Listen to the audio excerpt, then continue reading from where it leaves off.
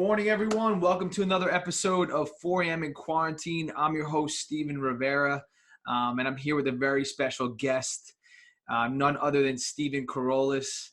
Excited to have you on, brother. I appreciate you hopping on with us, and just want you to definitely share your story. Steven's the founder and CEO of Pear The Agency. It's a boutique public relations and brand development shop in Brooklyn, New York.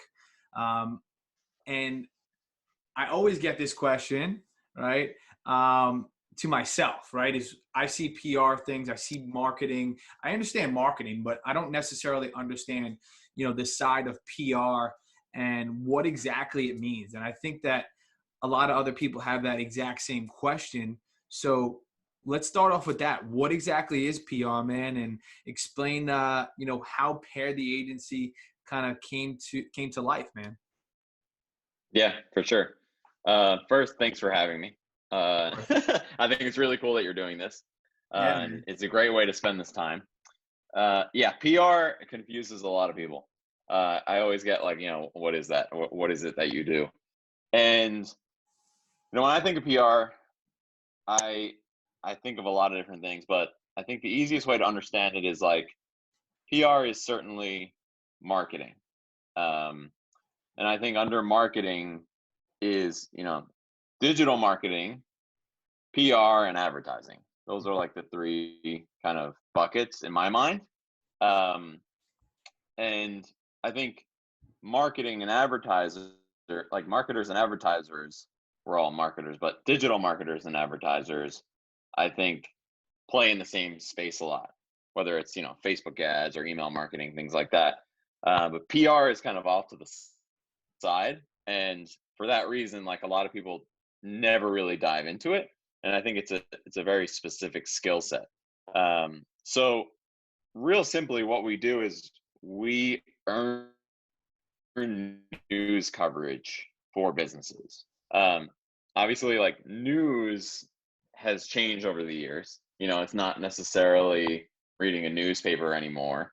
Could be a podcast, could be a blog, could be, traditional like Wall Street Journal, New York Times online. Then you have like more innovative publications like Fast Company or Wired. But really, at the end of the day, like we take what it is that you do and, have you be present in the news publications, outlets, whatever it is, where your audiences go for their information.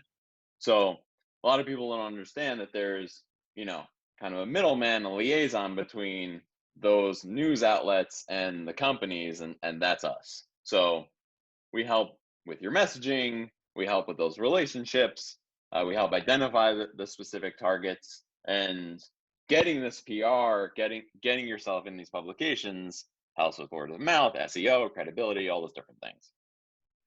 Wow. Okay. So yeah. How did Pear The Agency come about? Was it just a thought? Did you start? Were you always an entrepreneur? Did you work in the corporate world for a little bit for a couple of PR firms and then kind of branch off on your own? Or how exactly did that come about? Yeah, I was at a few different types of companies. First, I was at Canon, the camera company. Mm-hmm. And there I did what's called in-house PR. So you're working for the company on their corporate comms team. And that was good. I learned a lot. The pace was a little bit slower. In-house is traditionally a little bit slower because you're only working for one company. Where at an agency, I've had anywhere from like 3 to 8 clients at a time. So naturally, the pace is going to be a little bit slower. Mm-hmm. And then from Canon, I went to like a 50-person agency in New York, which was fun. I was there for 4 years. It was a great experience. But what ended up happening was, by the time I was a supervisor, I felt like I was almost running like a mini agency within the larger agency. And, I kind of hit like a dead end there. I felt like I needed a change. So I started going on interviews at really big agencies and like some smaller agencies because, I was doing the mid-size agency thing. So I was like, all right, I either got to go up or down here. And the big shops, I wasn't really interested. I didn't really jive with them. But some of these smaller agencies, they had anywhere from like 3 to like 10 employees, were really interesting to me. And I was connecting with the CEOs, connecting with the people who work there. And I just got to a point where I was like, okay, like I'm connecting with these CEOs on such a high level. I feel like I could just do what they do. So I ended up deciding to start my own like freelance operation. So it wasn't necessarily an agency. I was just really at the point where I was willing to just take whatever income I could. Like, whether they wanted to consider me an agency or a freelancer, I didn't really care. I just wanted to get out on my own and like start exploring. So, and I think that's important too. Like, you don't necessarily have to have all the answers when you start your own company. And I think a lot of people are like, I need this to be perfect right off the bat. Not going to happen. Like, you just kind of have to start and like, improve as you go and improvise as you go. But so it was SKPR originally, just my initials. And I was doing some freelance work, and my old shop actually gave me 2 clients when I left, which was really cool. Wow. So I had like a little bit of a book of business. Yeah, kind of rare, but it was like a parting gift. So I had a little book of business and some income coming in, and I just step by step just kept doing the right thing and kept growing, and got to a point where I was able to hire someone, and then I was able to hire another person, and then I was like, okay, like what is this now? Like this is not a freelance operation anymore. It's becoming more of an agency. And I never really wanted it to be about me. Part of the reason why I did this was because I felt like there were just a lot of things about a PR agency that I would like to change if I had the chance. And one of those things was compensating people fairly. And another thing was just like, having everyone feel like they're part of the same kind of team, and not having such like a rigid corporate structure. So just more, a little bit more flat. So that, like, knowing that in the back of my head, I didn't want it to be SKPR. So that's why I changed the name to Pear The Agency, and Pear is PR if you look at it. So that's why I changed it to that. But I kind of wanted it to be like ambiguous and not really mean like, and not have like a super deep meaning. It's just like, it's fun, it's playful, the logo is kind of fun. And that's who we are. Like, we're fun, we're creative, we can adapt to what you need. We're not just like traditional PR, but that's like kind of our roots, which comes through in everything that we do. So that's just a little bit about how this started. I love it. I love it, man. Yeah, I really do genuinely like the name. Cool. I appreciate it. I like yeah, man. It's different, right? And you can Yeah. go so many different ways with it. Right. And you can go big shop with it, or you can be that small Yeah. boutique shop where you cater to your clients at a deeper level. And I think that's kind of what you're focusing on, is making sure that you're having that personal level on a day-to-day Right. because at the end of the day, especially in these times right now, right, with everything going For on, sure. Yeah. your clients want to see that you are there for them, right, no matter what. Oh yeah. Yeah. Right. And I think Yeah. that you understanding that and being on a personal level with them, not even just times like this, but always. But today is just Right. more than ever. You want to just be there for them and understand that we are in this together type thing. And that's how we treat our clients. That's how we treat our book of business and in everything that we do. Just because, again, like you said, it's not about us, right? It's about Right. relationships and the people that we meet along the way.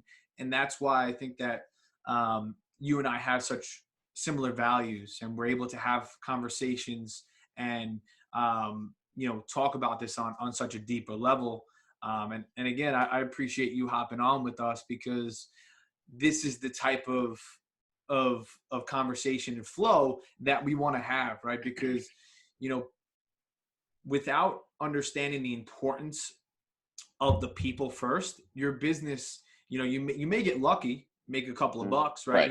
Right. You may make some money, but it's not Right. sustainable. It's not sustainable No.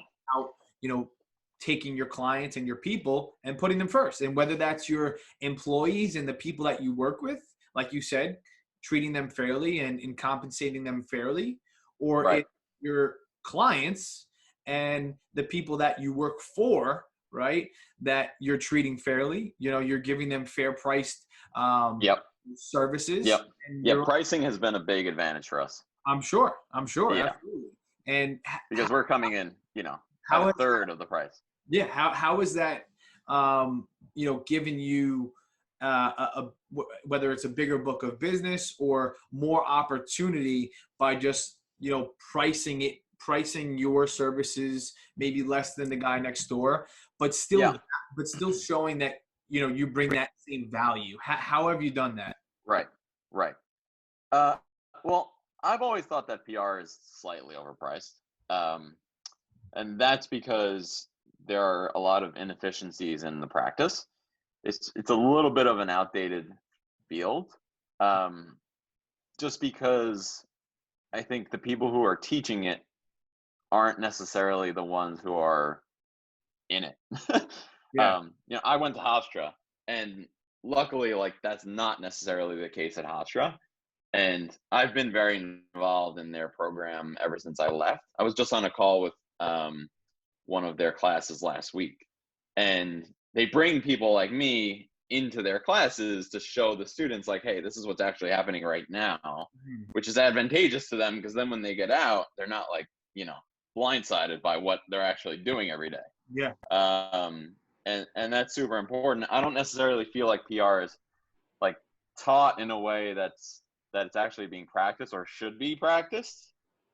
And just throughout the years, I really had great mentors, and I was able to like kind of pick and pull things that I liked from each one of those people, Mhm. and I've just combined them into like my practice. And my practice is lean. It's very efficient. We use specific tools that I don't think a lot of other agencies use. So I'm able to keep things, productive, efficient, all of these great adjectives, in terms of like how we offer our services. So because I'm able to offer that lean service, I can knock off a couple dollars on the back end, which allows us to come in thousands of dollars cheaper than our competitors, who are kind of these dinosaurs, and they have all this extra stuff, all these extra employees even maybe, that they have to pay for. So that's the advantage of being a small, nimble agency with this type of mindset, because we're able to just offer the same service, if not a better service, for less cost. So I've just basically like cut out a lot of inefficiencies, So which is, would you say a lot of those inefficiencies are on the side of tech? Um, would you say most yeah, of them are tech inefficiencies? yeah, I would say that there are tech inefficiencies. I also think there's just like um, different practices that are just passed down Yeah. that just don't apply anymore. Yep. And it's like, it's also understanding like, what does a successful person in 2020 look like? And they're not necessarily like suit and tie, like those types of people. It's people like us, just like in sweatshirts, just like Yeah. hanging out in basements during quarantines. Yeah. Like, it's like, success looks a lot different right now. Yeah. And I think a lot of the leaders of these other agencies that I'm competing with, these larger agencies, they still see success as like 9 to 5, suit and tie, like same kind of person, where I don't see that. I mean, obviously there are successful people who are, those types of individuals, of course. Absolutely. But it's like, I can relate much better to, a tech founder with five people in his company or her company, whatever it is. And a lot of these bigger agencies may have a hard time connecting with those individuals. Yeah. So I think, and connecting in terms of like just personable, like being personable with them, and like also just understanding what they need and like how to communicate with them. Like these people don't need emails that are, pages and pages long. It might just be a text like it might be as simple as just sending them a text. And like, at these mid-sized agencies, texting a client is like super weird. But for me, like I could just quickly text a client and be like, "Hey, you good with this?" And they'll be like, "Yeah." And we're moving, you know? Yeah. So it's just like kind of operating within the context of like who successful people are right now and the way they operate, the way they do business.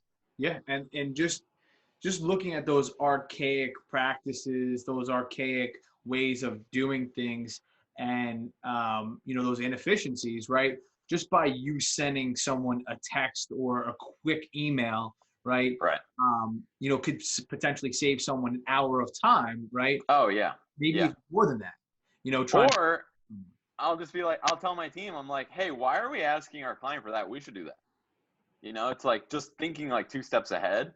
And that's something where it's just like my personal, just like it's just my philosophy. It's like do it, just do it. Like if you can figure out how to do it on your own, you can just Google it and figure it out. Just do it for the client and say, "Hey, we took a first crack at this. What do you think?" Instead of saying like, "How should we do this?" Because most likely we're gonna get it like 60 or 70% there.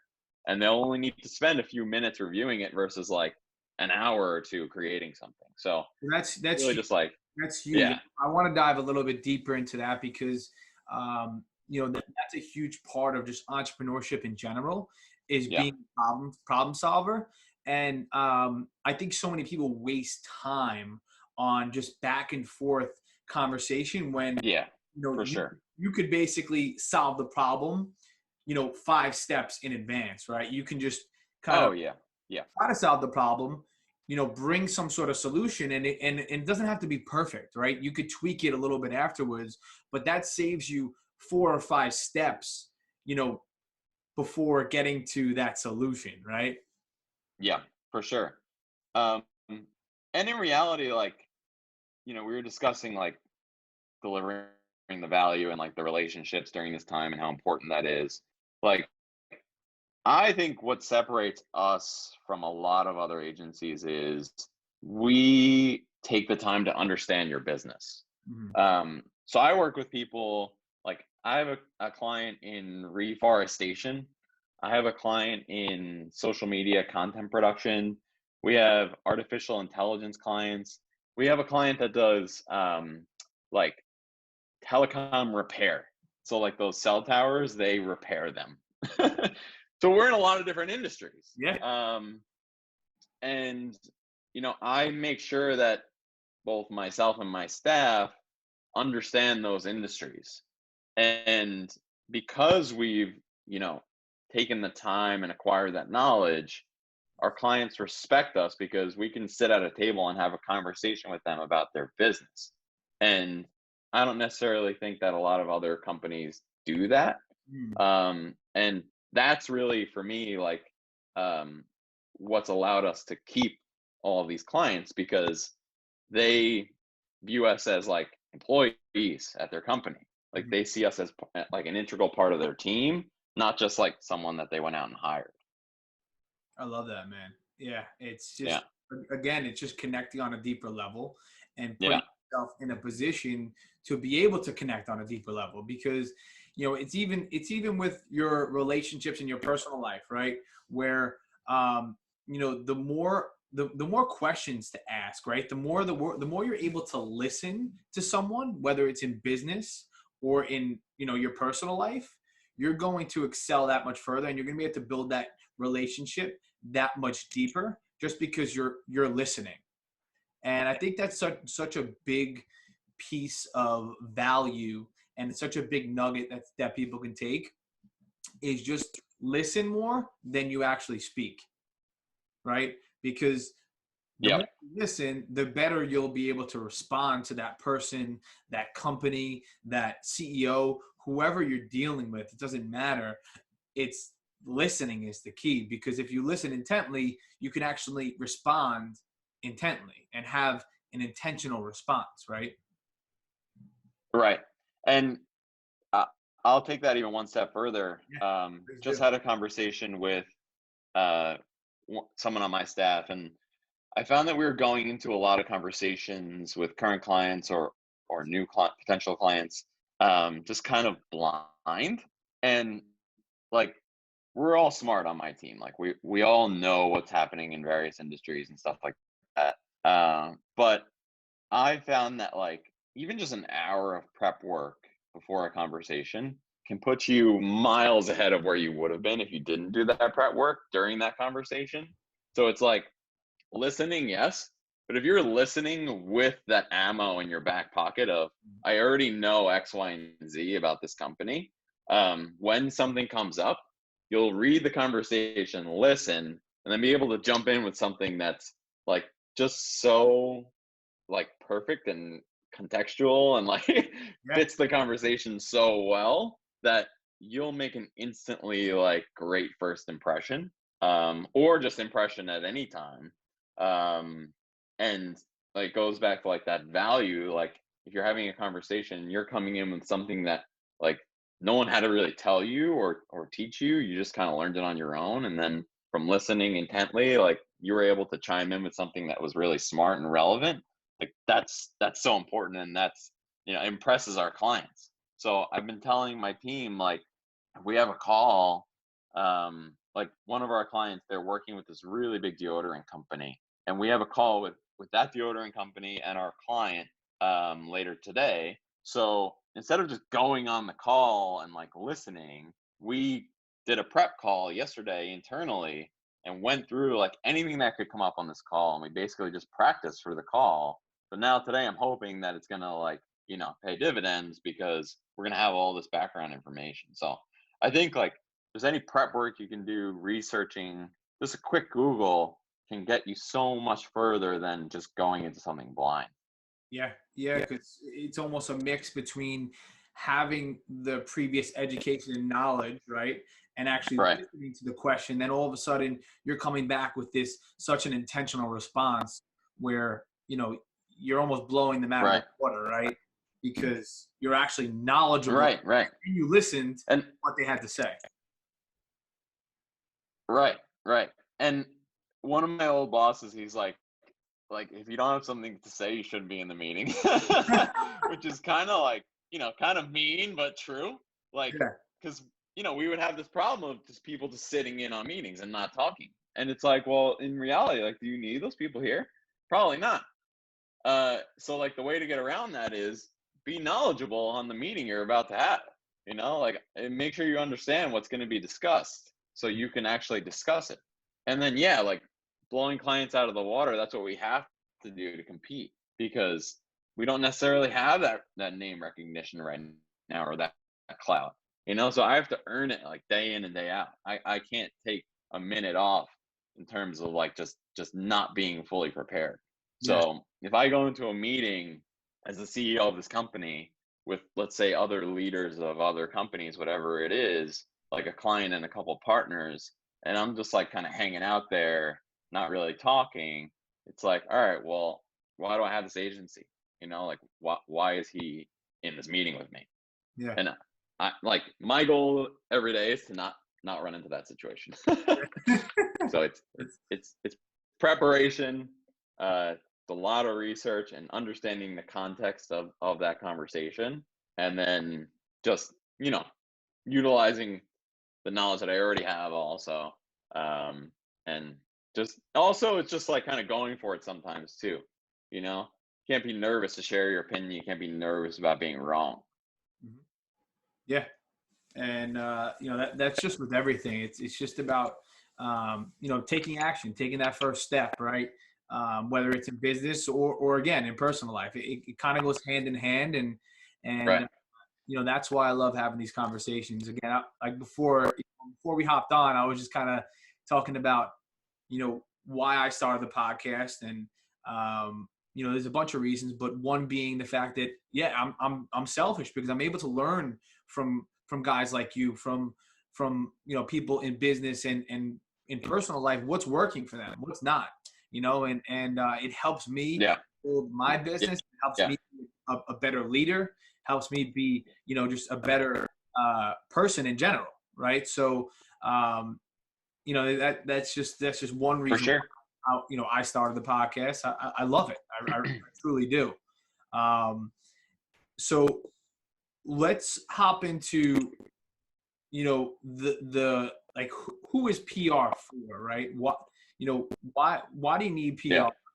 And, I think a lot of people think that PR is more for these larger companies who are doing Hmm. big commercials, these big articles. But Right. Right. can it be used for a smaller company, whether it's a sole proprietorship or a one man, two man show? Yeah. For sure. Um, anyone can get news coverage. I mean, that's the beauty of what we do. And I mean, if you want to talk about like just real quick, like recessions, depressions, pandemics, like the news doesn't stop. Yeah. you know? So right now, the news is like in warp speed.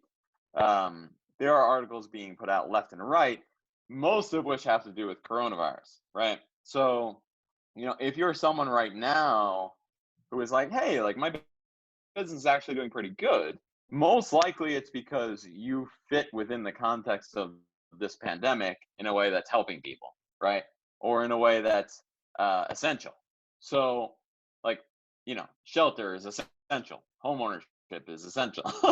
like, you need shelter. So people are going to continue to buy houses, and given that it potentially is going to be a buyer's market from what it looks like, people who are smart are going to be buying up property right now. So, like I said, if you are doing well in this environment, it's a great time for PR. Doesn't matter if you have, if you're one person company, 50-person company, 100,000-person company, doesn't really matter. These reporters need information. And I think that's another part of this pandemic that lends itself so well to PR. Everyone's information starved, because we're in such an uncertain time. So it's like, what's going on with property prices? What's going on with taxes? What's going on with all these different things? And when there is so much uncertainty, like we're seeing now, where do people go for information? The news. So a lot of these reporters um, are putting out queries like, hey, I'm doing a story on this, I'm doing a story on that, whatever it is, I need this information. And it's my job and my team's job to figure out who needs the information and when, and then to get them the information. So, obviously we have certain industries that we're operating in right now. So we're looking in those spaces, but, really anyone who's doing well right now could be getting PR. It doesn't really matter what size you are. We just got a client. He's an accountant for e-commerce brands, but he's a one-man shop, and we've been getting him a ton of articles because with all these SBA loans and tax implications, people are asking questions. So they need experts to answer those questions. Yep. So we're just kind of marrying the need for information and the people who have the information. I love it. I Yeah. really do. Yeah. And I think a big question of mine would be, and I think a lot of people probably would have that same question is, we're seeing a ton of just negativity these days, right? Every time you Yeah. hop on the news, every time hop on, even if you hop on Instagram, you're seeing a ton of negative things about the coronavirus and about, everything going on with the pandemic. So how does someone like you, right? How do you navigate that negative information, being that, I'm not in PR, right? So I'm able to kind of, close that door, right? And kind of stay away from it. Um, Right. Yeah, I have to be in it. yeah, exactly. You're in it, right? Yeah, it makes sense. Every day, where Right. I'm able to say, I don't want to listen to this. I don't need to, open my mind up to this. How do you keep, your positive mindset during those times? And then also, how does you and the Pear Agency, how are you promoting, positivity during these times with, potentially other articles? Because, as an agency, you could definitely feed into that negativity as well. So Yeah, how that's a does good that, how point. does that work? Yeah, that's a good point. Yeah. Well, I think a couple answers to that. First thing I'll say is, well, I'll answer like the structural part first, Okay. and then I'll get to the client part. Um, I think structurally, like I'm always someone who um, just lives like a minimalistic lifestyle. I try and not stretch myself beyond my means. Obviously, there are things that I enjoy doing that I'll spend a little bit of money on, but like when it comes to my business, I'm pretty frugal. So like we had an office for a few months. I actually let go of it because I felt like I was just wasting money. Um, so when it comes to my business, like I bootstrap it. I don't really spend any extra money on silly things that I don't need. Um, like if we have a design need, I have a freelancer. I don't have someone on retainer like full time. And that's the beauty of you know this environment right now, not the pandemic, just in general. Like there's such a market for freelance work. Like you can go on Upwork or Fiverr and get freelancers. So basically, like you know I'll just get it for a short period of time, which saves me a lot of money. So I bootstrapped the company from day one, and when times got a little bit rougher, that was a lot. Actually, I was in a good position because I've been bootstrapping from the beginning. So it didn't really hit me too hard. We didn't have an office, like we didn't have a lot of overhead. So I think that the takeaway there is like with your business, don't spend beyond your means. And I think a lot of businesses do that, and now they're kind of suffering the consequences. Mhm. Like a lot of businesses who maybe couldn't afford that shiny office they were in, or that extra, those extra three employees that they really didn't need, like just for vanity. Like it's hurting them now, and this virus, like it it's blind to anything. Like it like it'll take anyone out. It's not selective. So it's like if you're not strong on the other end of it, it's gonna take you out. You know, and we're seeing that unfortunately health wise, but I think it applies business wise too. Like if your business isn't healthy, you're gonna have a problem right Mhm. now. So I think that's the thing. It's like just like making sure that you're healthy throughout your business. Repeat the question. I owe you another half.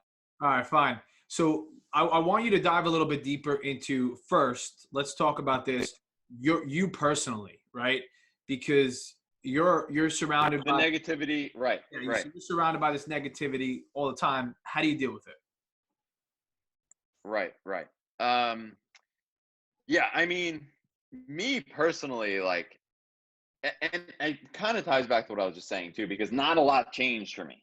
Like I've been bootstrapping it from the beginning, so I didn't really have to shed a lot. I didn't have to shed anything really. I was working from home. I have a solid small team, so like nothing really changed for me. And because of the jump that I took into entrepreneurship, I constantly had to keep a positive mindset because there are always things going poorly or great. Like when things are really, really good, you can't get too high. And when things are really, really bad, you can't get too low.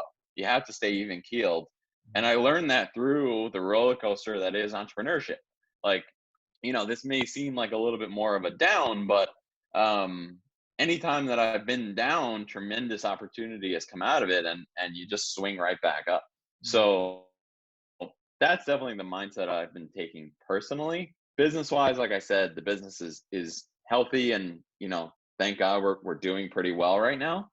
Um, so not a lot has really changed. Now with the clients, like you said before, things have changed because they they now have to operate within the context of this virus because that's all the news is covering. Mhm. So we've always tried to keep it positive with our clients. We don't necessarily like to go out with like scare tactic stories or like things to instill fear in people. Like that's not really our MO. A lot of agencies are similar. No one really tries to go out with like negative stuff, but there are certainly agencies that do that. And I know who they are, and they charge a ton of money, actually. It's kind of crazy. Like if you want to get into that game, it's there. But it's a little bit unethical. It's not really a great business to be in. It doesn't really bring me joy. So I'd rather not go down that road. I'd rather share positivity and good stories. Sleep at night. So, back to like what happened? I said it, and sleep at night. Right. Exactly. Exactly. I mean, back to like that earlier point I was making, just like building a solid foundation. I always tried to get companies that were positive and that I shared a vision with. I'm trying to get deeper into the nonprofit space. We have one nonprofit right now. So I've always tried to share that positive message in terms of the companies that we're representing.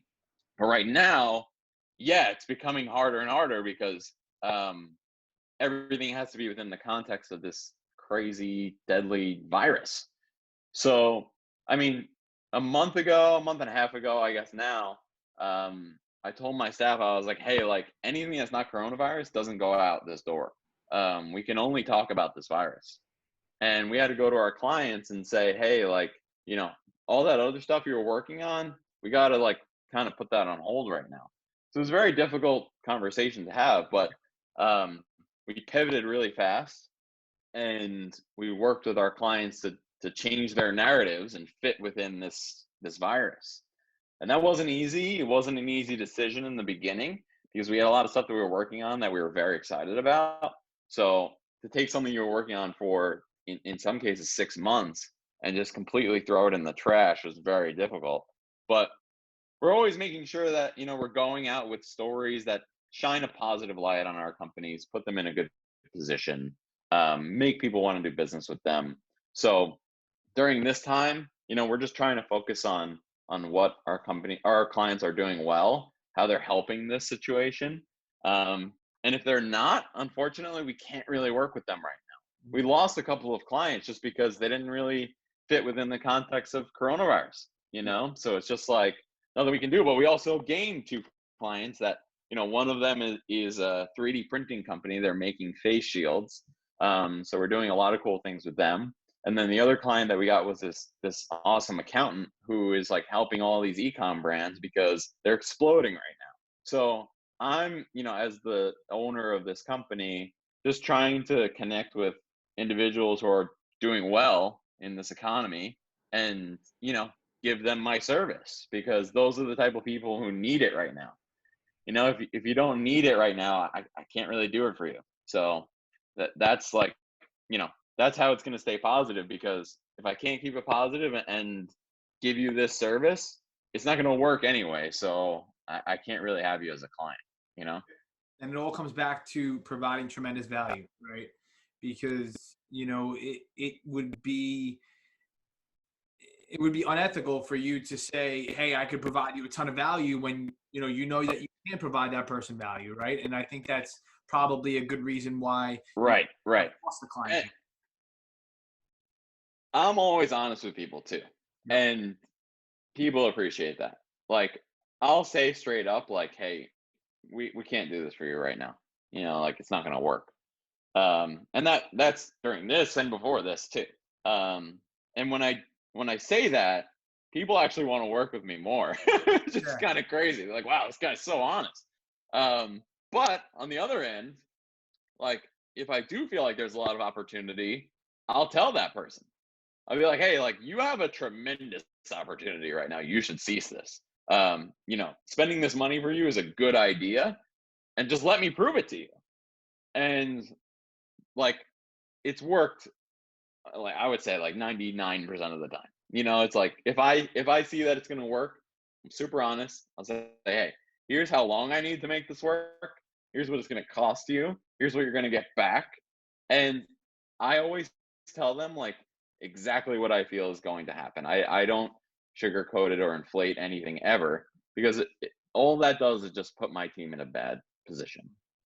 That's another thing a lot of PR people do. They overpromise and underdeliver, and that's it gives us all kind of a bad name. So that's why I'd rather be realistic, charge a realistic price, and get them realistic results, and keep them for twice as long as another agency would. Yep. Yeah, over delivering is definitely key, especially during times like these, right? Yeah, I mean, it's tough because like we want to over deliver for sure, but we don't want to strap ourselves to a point where we start to almost like cannibalize. And yeah, I'll give you a good example. I was going back and forth with a potential client on price, and he wanted a lower price, I wanted a higher price. And back to this honesty conversation, I said, look, the price that I need is not because I want to charge you more money. It's because if I don't charge you this price, it's going to hurt not only you, but my other clients, because I can't give the proper hours that I need to this.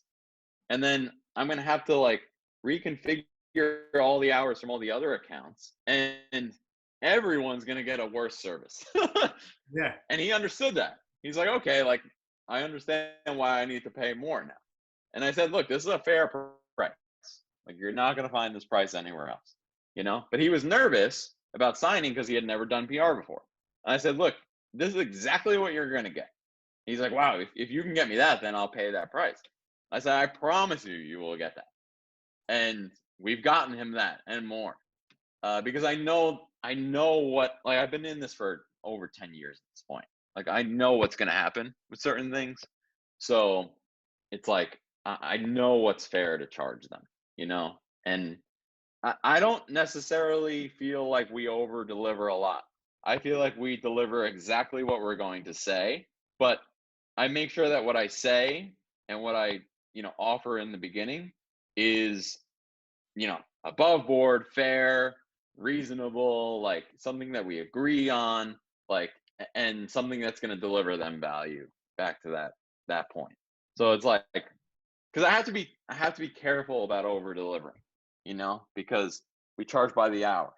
Yeah. So I could over deliver to a point where it starts to hurt my other clients, and it's a fine line. It's a fine line. But I think it just comes down to that efficiency conversation, like making sure that when I am having a conversation with someone, let's say I have my client for an hour once a week in terms of like our weekly call, we make sure that that hour is a good hour, that it's used efficiently, So I'd rather just be super efficient, deliver on our promises, than like go crazy, like, trying to like really like deliver too much, because you have to make sure that what you're doing is sustainable too. Like if you're doing too much, you're going to burn out. You're Yeah. just going to not be able to sustain that, So I think delivering sustainable value is important too. Yeah. And it's valuing your time, right? Because that's, especially Yeah, when you're I mean, for talking sure. hours. And don't get me wrong, like I put in the extra time, Yeah. I put in the extra time, but that's me as the owner. Yeah. Exactly. you know, like me as an owner, I always check my laptop like nine to 10 at night and just do a couple things extra. Yep. That goes without saying. But that's behind the scenes. That's like me just like getting an edge. Yep. Love it. Love it. And I definitely love that approach as well. Um, but I just want to change gears for a minute. No pun intended. Sure. I know you're a huge cycling guy. So Yeah.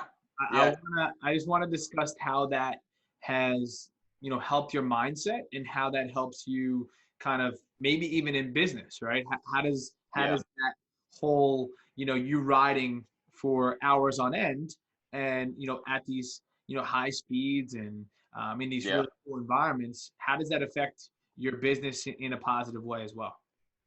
Yeah. It definitely helps my mindset considerably, because cycling is a really interesting sport. It's a team sport, and it's not like it's a competitive sport, but it really just comes down to like if you do what you're supposed to do right, you're going to beat people and do well, Mhm. which is kind of like business. Yeah. It's like I don't I try not to like look at other people and say like, oh, I got to catch them, I got to beat them. But what I do try and do is look at myself and say, what do I need to do well to have success? And cycling is the same way. Like there are different techniques that go into like pedaling and where your eyes are when you're riding and the gear that you have, like all these different things that you can do for yourself that if you do them well, you'll be good at the sport and start to beat people in races or, have better times or be more efficient than them, whatever it is. So I saw a lot of correlations between the sport and my business, and I started doing both relatively at the same time. So like the connections for me were like very apparent, and it's just fun. Yeah. Like, and in terms of like, obviously like different entrepreneurs, like whether it's yoga or meditation, like I definitely like do a little bit of those too.